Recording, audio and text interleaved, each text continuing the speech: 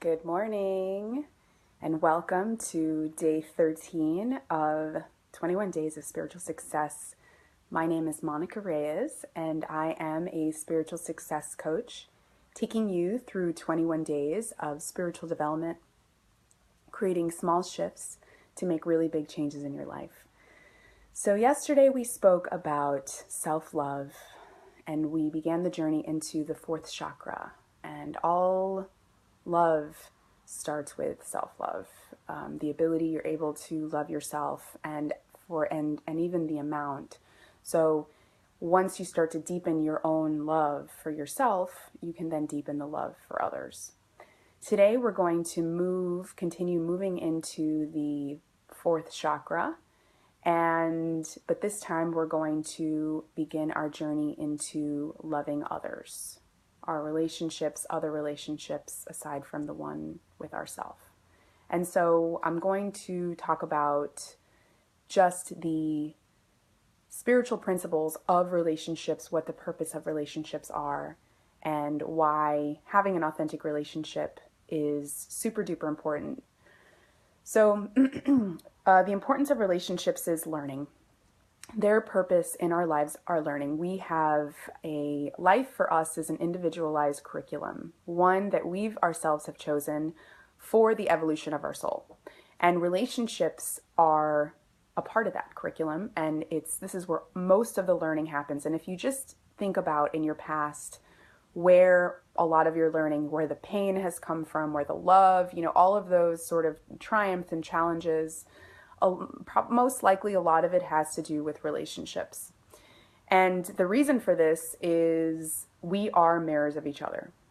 We are mirrors in the way of these relationships highlight the qualities within ourselves that we need to work on. Perhaps they are qualities, negative qualities that we have disowned, and they're also positive qualities that we have also disowned. I gave an example of that yesterday of the positive quality for myself, where I really loved, and my husband, I loved that he was a public speaker and he was a communicator. And at the time myself, I was neither of those. And so I really, really loved that about him. And I find myself as well, now that I understand this relationship, I see sort of the feelings I have for different people. And it is important to see sometimes when we maybe are infatuated with somebody of the opposite sex, and you almost feel like you could be in love with this person, but you're not sure if it's love or maybe it's desire. Take a look and see is it possible that you're in love with these qualities? Is it possible that you might actually want to be them, not necessarily be with them? So it's an interesting dynamic, and it's just something to analyze, and you can do this anytime now that and it just sometimes takes a shift of perception. So for me, the biggest shift of perception of relationships in general was the fact that they were learning tools.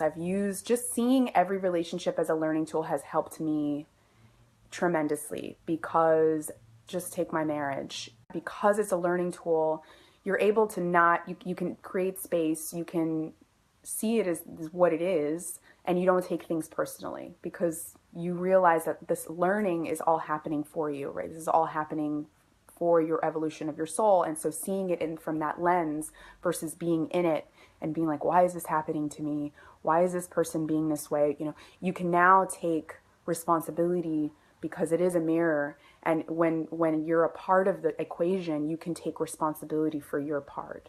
And so we'll actually go more into that tomorrow as to how to bring compassion, how to forgive, how to be vulnerable. 3 really, really important key elements of having an authentic relationship. Today, we're just going to go through the principles of relationships so you get what I'm talking about. And once we lay the foundation of these foundational principles, you can then apply and really dig deep and actually, practice this. So the first principle of relationships is that they're all on purpose. Whether it's your parents, whether it's coworkers, whether it's clients, whether it's the person you meet at Starbucks, you're meant to meet all of those, and they're meant to be the role that they are for you, and you are meant to be the role that you are playing in whatever the relationship is.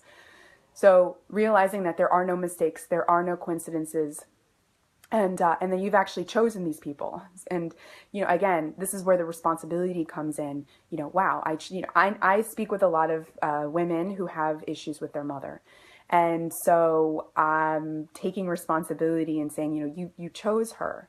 And seeing, we do a lot of blaming. There was actually I think it was Tony Robbins. I loved that he said this. I think it was in his most recent documentary, where he says we blame people for all of the things that they've done to us. But why, when, it's time to start blaming them for all the beautiful things, because he's exactly right.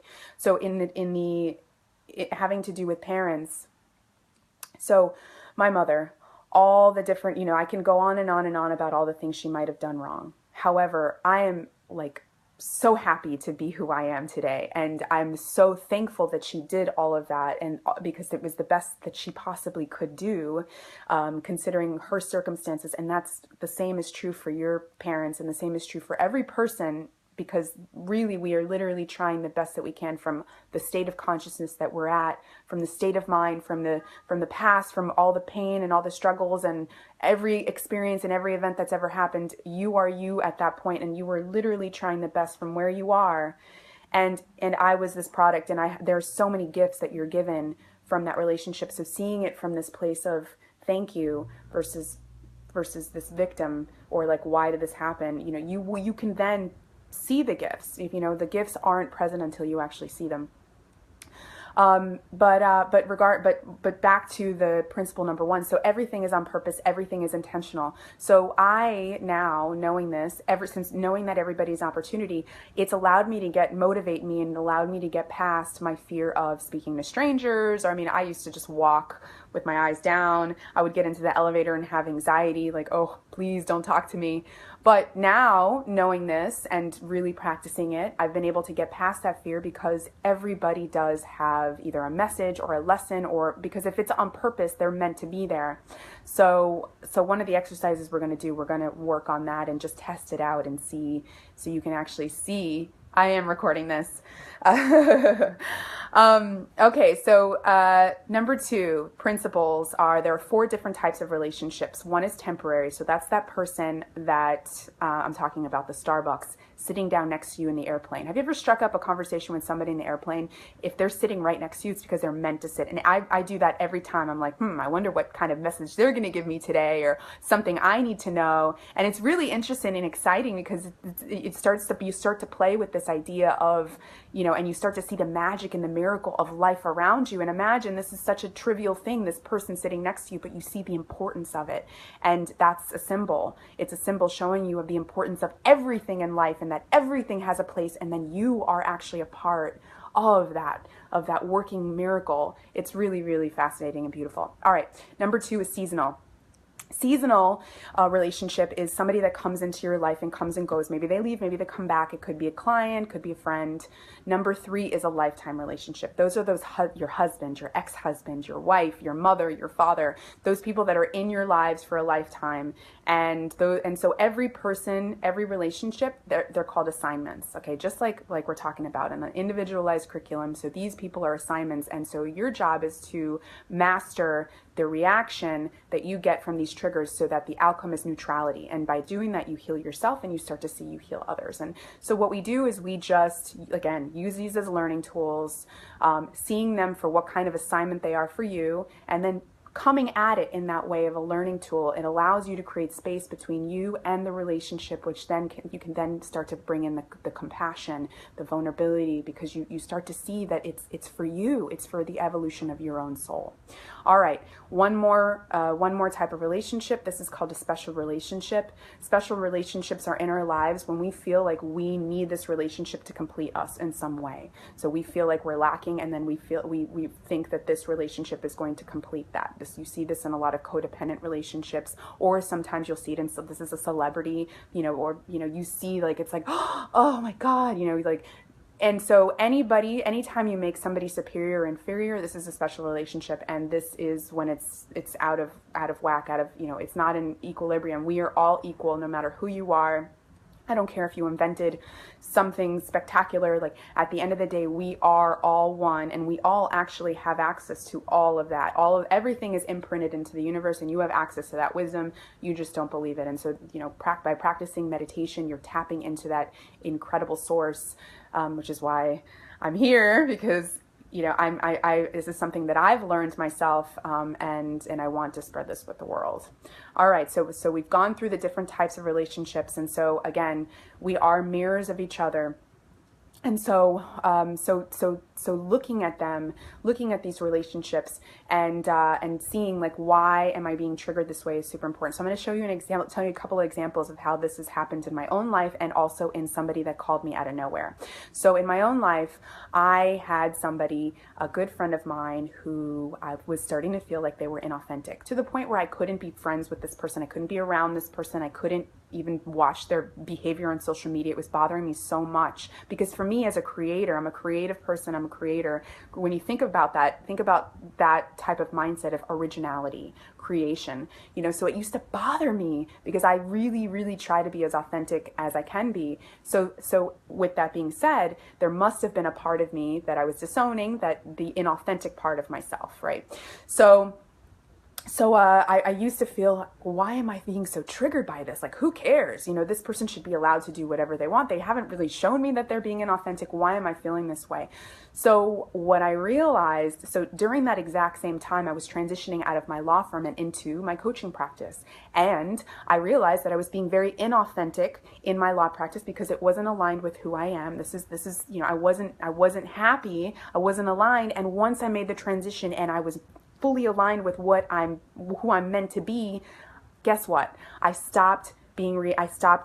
ended up not reacting. She couldn't trigger me anymore. And in fact, I believe that she's become one of the most authentic people I've ever met. So it ended up being a beautiful healing for both of us. And I can only tell you, I can only tell you through experiments and through trying, with myself and clients, that this really does work. It's really incredible. Thank you, Crystal. Aw, thanks for watching. So this other example, a woman calls me. I met this person in an event, and she called me, saying, I need your help. I heard what you're talking about.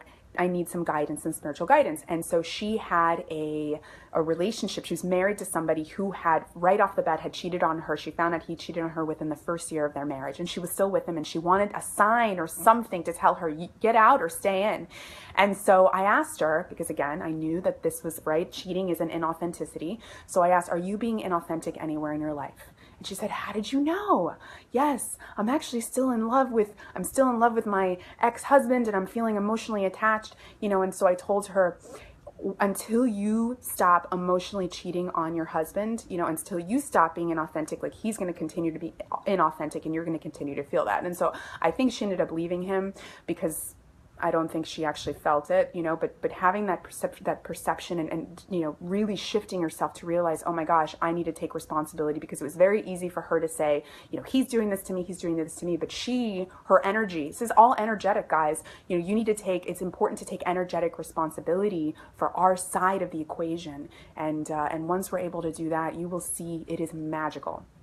All right, so that is something that you can play with in your own life. Another example is, that was inauthenticity. Another example is possibly taking. So same thing. There was somebody that I felt was taking from me. It bothered the crap out of me, because I'm such a giver. However, if this is happening to me, right, then I must be taking somewhere in my own life. So it allowed me to take responsibility and look for in my life of where I was taking, which, if you're able to take responsibility for doing that exact thing, you can no longer judge this person, because if I'm judging this person for taking, then I'm judging myself. So once I was able to accept the fact that I must be taking somewhere in my life, and I did find out where that was, and sometimes it's hard to own, because if you think about it, it's usually so magnified in this other side, this person, it's magnified so you can actually see it. So you might have to dig deep, and might not be in, exactly taking at that level, or doing whatever the behavior is at that level, or at that, greatness, but there's a fraction, there is on some level you're doing that. And so it allows you to really take responsibility. So now I have compassion, because I have compassion for myself. I was able to forgive, and all is well. So today, The exercise for today would be you could do a few different things. One would be talk to a stranger. When you go to Starbucks, when you go to on an airplane or whatever, anywhere, check it out, try it out and see what is the opportunity here. I love doing these things because it sometimes is harder to just believe, but if you can see proof, that, and you go in it with belief, go in and say, what is it? What is it? You're standing in line for lunch, you're standing in line, just spark up a conversation, just see what happens. There may be some coincidence there. Maybe, you'll see somebody knows somebody that or you just never know. The other thing is, if there's somebody in your life that you're feeling this trigger, or maybe you're having a conflict, look to see where you can take responsibility. Tomorrow, we're going to move into more of the actual, really healing the relationship itself through compassion, forgiveness, and vulnerability. I'm going to give you a couple tools, but today is just kind of witness it and just try to check it out and see, is there any responsibility I can take from this? And then tomorrow we'll thank the person, because, again, if this is a mirror and this is meant to be, this is a learning tool, then you want to thank that relationship because it's showing you places in yourself that you need to heal anyway. And this one's called Meditation for a Calm Heart. It's super easy, and I use it whenever I'm going to talk to somebody where maybe there's a conflict. Maybe I need to see the person for who they really are, because where we're coming at it, whenever our lens of the world is based on our past, it's based on limiting beliefs, it's based on false beliefs. It's most of it is delusional, actually. And so when you do this meditation, you're able to see this person for who they really are. And it really, they are just a divine human being. So what we're going to do is we're going to put our left hand on our heart, and our right hand is going to be in Gyan Mudra, and you're just going to close your eyes and you're just going to feel your heart, feel your hand on your heart, connecting to your breath. And just try to find love. Try to think of this person while you're breathing into this meditation. Perhaps maybe even picturing this person as a baby, kind of connecting this person to their innocence.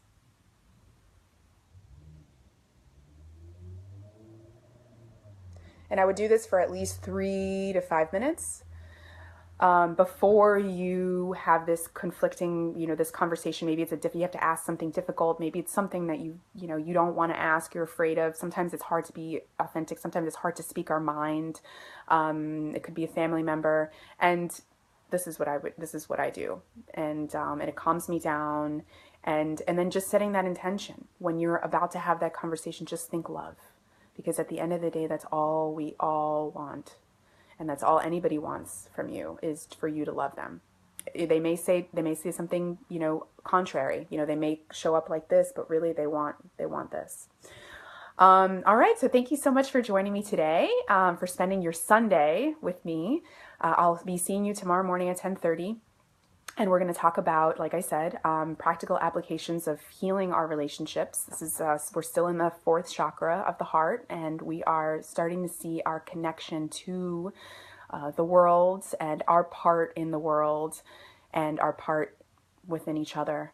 And I just wanted to announce, so coming up this month, end of the month, I'm starting a group, and I'll tell you more about it as the week goes on. But it's going to be awesome. It's called the Spiritual Success Journey. So if any of you guys like this sort of stuff, I'll be doing this in person and virtual. So just I'll put a link if anybody's interested to find out more information. All right, we'll have a beautiful, the first type of relationship I mentioned was temporary, seasonal, and lifetime. This is all from A Course in Miracles. But all right, guys, thank you so much for joining, for interacting. Hope you have a beautiful Sunday, and sending you all lots and lots and lots of love. Mwah.